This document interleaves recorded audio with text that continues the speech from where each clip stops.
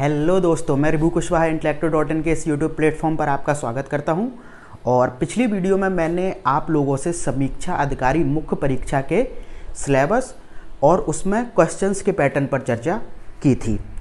तो एक चीज़ और कि पिछली वीडियो में मैंने दो चीज़ों को मिस किया था, तो सबसे पहले मैं उसको बता दूं, उसके बाद मैं इस वीडियो को आगे बढ़ाता हूं। ठीक है, तो पिछली वीडियो में मैंने आपसे पत्र लेखन के संदर्भ में जितनी भी चीज़ें बताई थी उसमें से एक को और शामिल करिए। तो एक वो चीज़ है कि आपके पत्राचार के अंतर्गत विज्ञप्ति भी पूछी जाती है। ठीक है, पत्राचार के अंतर्गत आपसे विज्ञप्ति भी पूछी जाती है। और एक जो मैं चीज़ भूल गया था वो ये थी कि मैंने आपको बताया था कि पत्र लेखन के अंतर्गत आपसे किसी भी पत्र की परिभाषा को पूछा जा सकता है, विशेषता को पूछा जा सकता है, या फिर महत्व को पूछा जा सकता है, या फिर क्या पूछा जा सकता है, प्रारूप को, या फिर आपसे उदाहरण पूछेगा, या फिर कंटेंट देके पूरा पत्र ही आपसे लिखवाने के लिए वहाँ पर बोला जाएगा। तो मैं इनमें से एक चीज़ और यहाँ पर पूछी जाती है, वो होती है दो पत्रों के बीच का अंतर। ठीक है, दो पत्रों के बीच का अंतर भी आपसे पूछा जा सकता है कि क्वेश्चन वहाँ पर ऐसे भी बन सकता है कि सरकारी और अर्ध सरकारी पत्र के बीच के अंतर को बताइए। तब आपको प्रॉपर वहाँ पे ऐसे करके बताना होता है, सरकारी अर्ध सरकारी, आप ऐसे करके करेंगे और फिर दोनों पत्रों के बीच के अंतर को आपको अपनी उत्तर पुस्तिका पर दर्शाना होगा। ठीक है, तो ये तो दो बातें रहीं पिछली वीडियो की, आप इन दोनों को नोट कर लीजिए। और अगर वो वीडियो नहीं देखी है तो सबसे पहले उसे देखिए जाके, फिर यहाँ पर आइए। ठीक है, अब बढ़ाते हैं चर्चा आज की वीडियो की। तो आज की वीडियो में मैं आपसे बात करूँगा अपठित गद्यांश के बारे में। ठीक है, मैंने आपको ये तो बता ही दिया था कि सामान्य हिंदी एवं आलेखन के प्रश्न पत्र में पहला क्वेश्चन आपसे अपठित गद्यांश के संदर्भ में ही पूछा जाएगा। और इससे तीन तरीके के प्रश्न बनते हैं। पहला यहाँ से शीर्षक पूछा जाता है, दूसरा सारांश पूछा जाता है, और तीसरा पूछा जाता है रेखांकित अंशों की व्याख्या। ठीक है, तो ये तीन चीज़ें आपसे पूछी जाती हैं। और यहाँ पर आपको एक चीज़ मैं और बता दूं कि मैं जो अपना लेक्चर है या फिर जो क्लास है उसको बहुत छोटे छोटे सेगमेंट में लेके चलूँगा। देखिए, आप लोग ये चीज़ अपनी पढ़ाई के अंतर्गत भी लागू कर सकते हैं कि जब आपको जो भी चीज़ जितनी बड़ी दिखे तो आप उसको छोटे छोटे सेगमेंट्स में डिवाइड कर लीजिए। ठीक है, इससे क्या होगा कि आप चीज़ों को बहुत ही बेहतरीन तरीके से समझ पाएंगे। अब जैसे अगर मैं चाहूँ तो आपको अपठित गद्यांश एक लेक्चर में भी यहाँ पर पूरा ख़त्म करा सकता हूँ। एक ही में क्या हो जाएगा, एक ही में मैं आपको बता दूंगा कि शीर्षक ऐसे लिख लीजिए, एक ही में हो जाएगा कि सारांश ऐसे लिख लीजिए, और रेखांकित अंशों की व्याख्या भी आपको मैं बता दूंगा। लेकिन वो तरीका उतना प्रभावशील नहीं होगा और आप भी एक ही बार में पूरा नहीं समझ पाएंगे। ठीक है, तो क्या करिए, आप भी अपनी पढ़ाई के दौरान इन चीज़ों को लागू कीजिए कि चीज़ों को बहुत ही छोटे छोटे सेगमेंट में लेके चलिए। और यही चीज़ मैं यहाँ पर भी लागू करने वाला हूँ। ठीक है, तो ये तो ऐसी बात रही।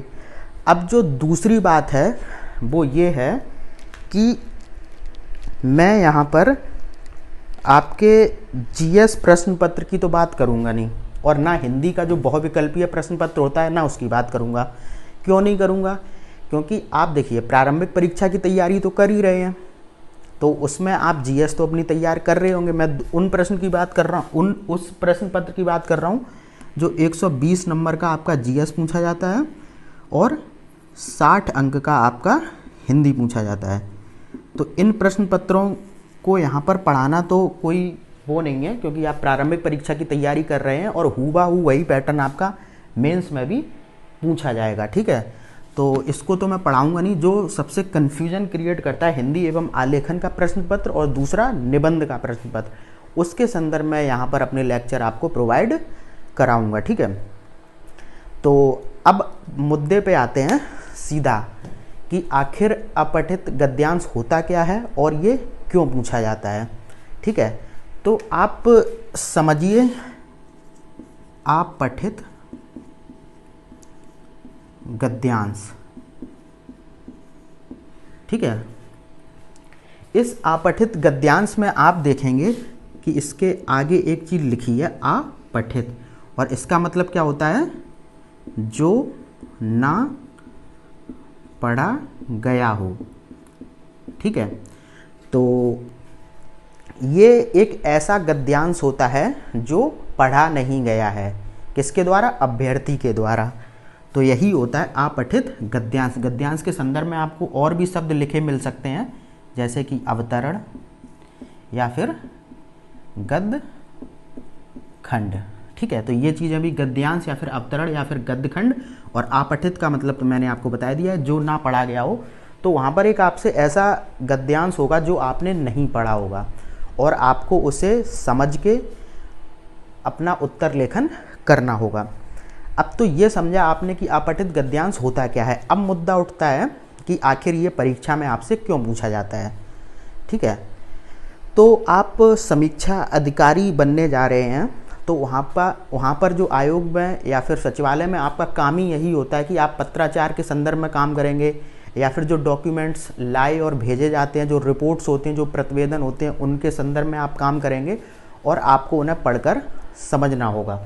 ठीक है, तो इसीलिए आयोग ने ये पेपर रखा कि क्या अभ्यर्थी में इतनी योग्यता है कि वो किसी भी लिखी बात को समझ सकता है, लिखी हुई बात के भाव और विचारों को समझ सकता है।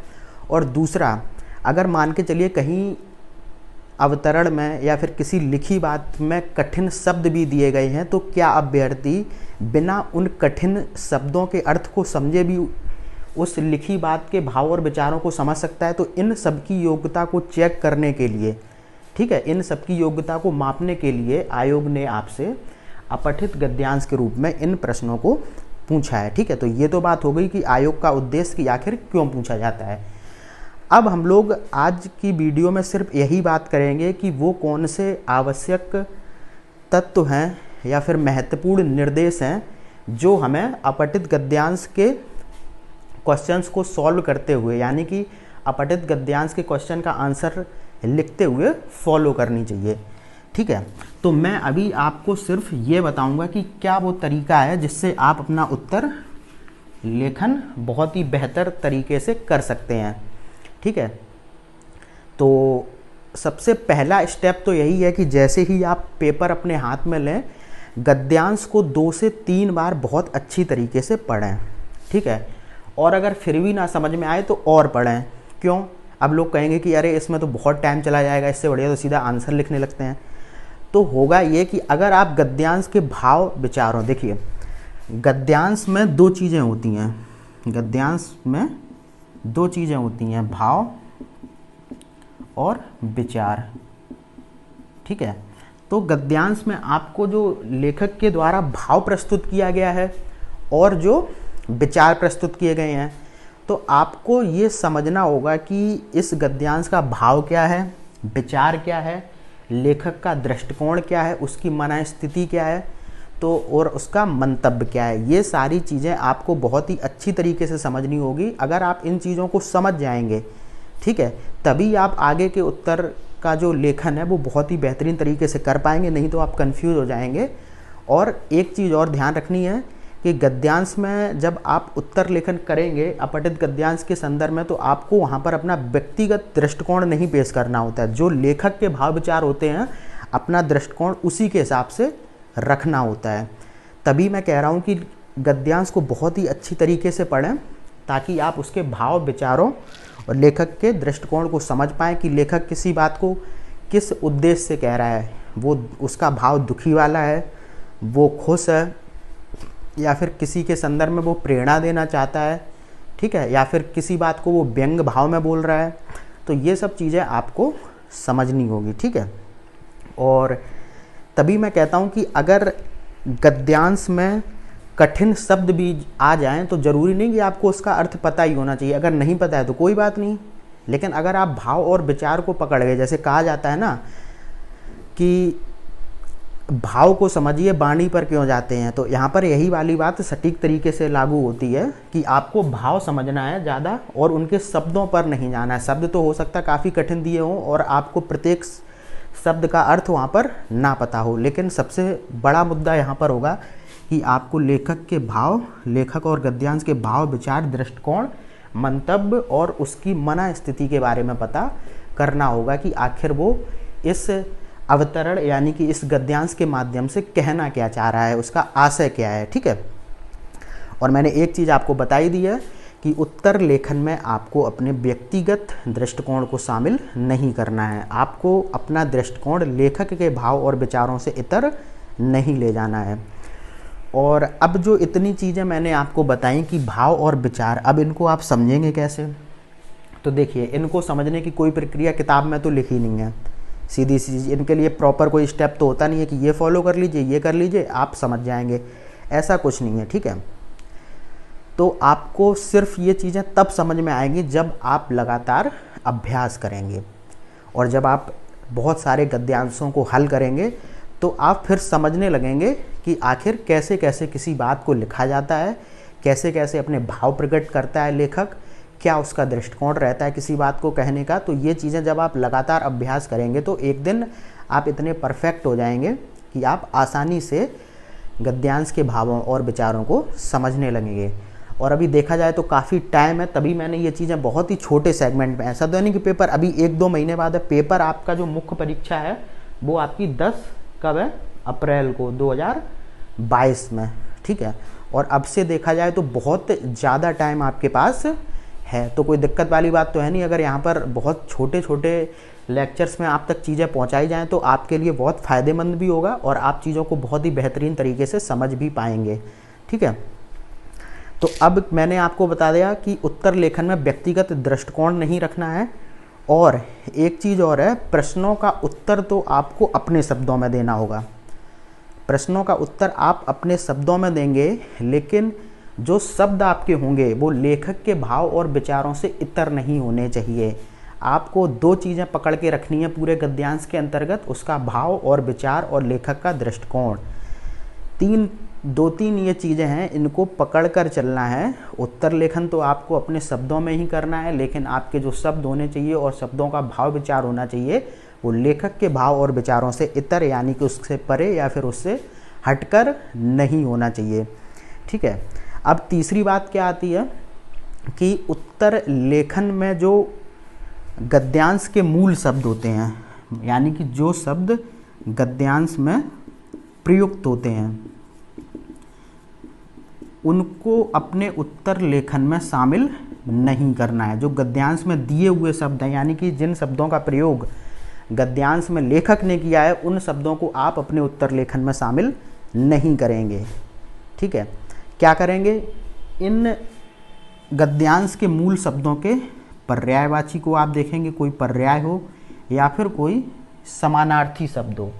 ठीक है, अगर ऐसा कोई शब्द मिल जाता है तो आप उसका प्रयोग करेंगे, ना कि हुबहू आप गद्यांश के शब्दों को उतार के अपने उत्तर में चले आएंगे, आपका नंबर नहीं मिलेंगे आपको नंबर। ठीक है, और चीज़ एक मैं आपको बता दूं कि अपने उत्तर को प्रभावशाली, संक्षिप्त, सारगर्भित और सटीक बनाने के लिए आपको वाक्यांश के लिए एक शब्द का प्रयोग भी यहाँ पर करना होगा।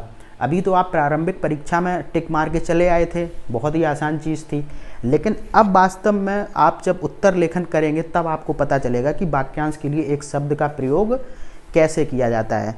देखिए, यहाँ पर जो आप चाहे शीर्षक लिखें 2 से 3 शब्दों में होगा या फिर एक ही शब्द में होगा, सारांश लेखन भी बहुत छोटा किया जाता है, और व्याख्या भी एकदम सटीक शब्दों में की जाती है। ठीक है, तो इन सटीक शब्दों में अपने उत्तर को सारगर्भित रूप में प्रस्तुत करने के लिए और अपने उत्तर को अधिक प्रभावशाली बनाने के लिए अगर आप पूरी लाइनों को वहाँ पर छाप के चले आएंगे, और हो सकता है उनके लिए कोई एक शब्द हो, अगर अब वो एक शब्द नहीं लिखेंगे तो आपके उत्तर लेखन की जो शब्द सीमा है वो काफ़ी बढ़ती चली जाएगी, और वहाँ पर कापी भरने का आपको नंबर नहीं मिलता है। आपको नंबर मिलता है कि आपने उत्तर को कितना सटीक, सारगर्भित और संक्षिप्त रूप में प्रस्तुत किया है। ठीक है, तो यहाँ पर आप अपने उत्तर लेखन को सारगर्भित और सटीक बनाने के लिए वाक्यांश के लिए एक शब्द का प्रयोग करेंगे। कैसे करेंगे, मान के चलिए आपको अपने कहीं सारांश या फिर व्याख्या में लिखना है, मछली के समान सुंदर आँखों वाली स्त्री। मछली के समान सुंदर आँखों वाली स्त्री।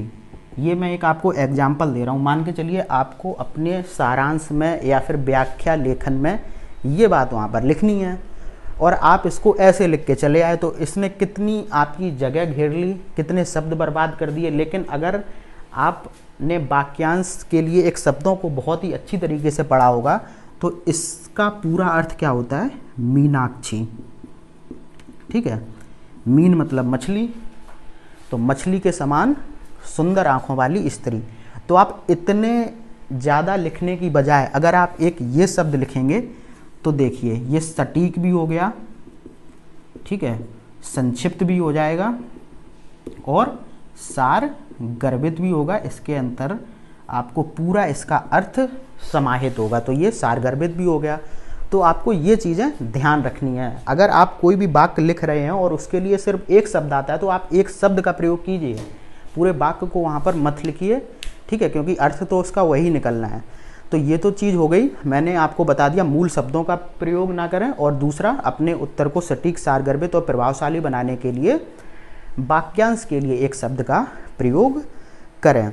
ठीक है, अब एक चीज़ और आपको ध्यान रखनी है कि जो लेखक वहाँ पर अपनी बात को प्रत्यक्ष कथन के रूप में प्रयोग करेगा, किसमें, प्रत्यक्ष कथन के रूप में, आप अपने उत्तर लेखन में उसको परोक्ष कथन के रूप में शामिल करेंगे।